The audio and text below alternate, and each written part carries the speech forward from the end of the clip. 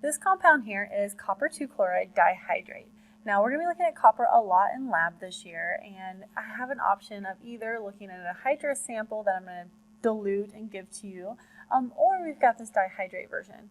What's the difference? So anhydrous, it doesn't have the waters attached. So when you see this like little dot, all that's saying is, hey, there's also 2 waters attached to it. So if you have that copper surrounded by 2 chlorine, there's also 2 water molecules around that copper center. And so those waters are attached to it. So whenever you're calculating its molecular weight, you don't just include only copper chloride's molecular weight. You add 2 waters. And so you've got 2 times 18. So it's about 36 grams per mole heavier. So when we're looking at things such as molecular weight, molar conversions, which I love to do, but that's me. I really do enjoy them.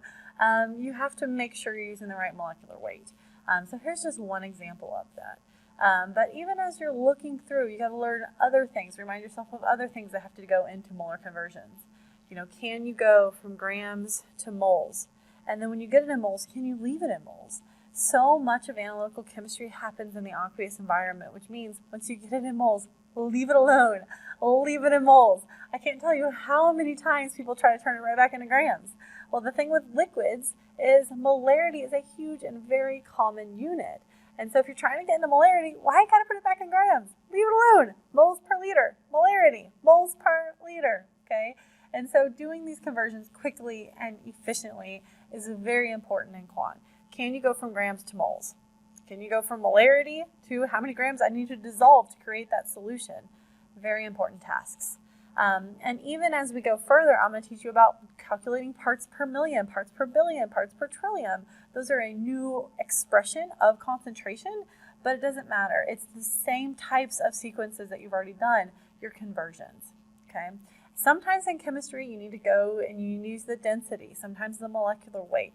Let the unit be your guide. I will say that a lot. Let it guide you. So if you got grams on top and you need to get it to moles, grams per mole. Molecular weight goes here, okay?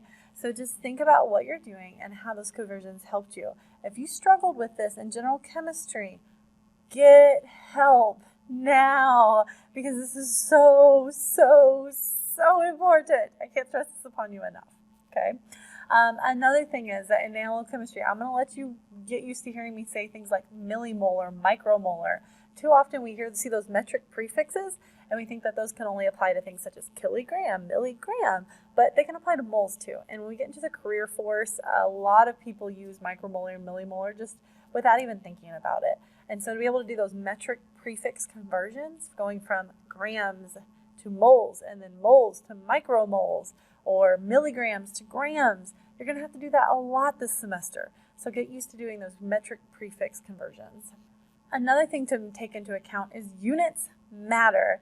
So whenever I write out grams, I might have written out grams of copper chloride, but if I left this part off, then it's wrong, okay? Why? Because now if I convert that to moles, I need to know to include or not to include the dihydrate form of this.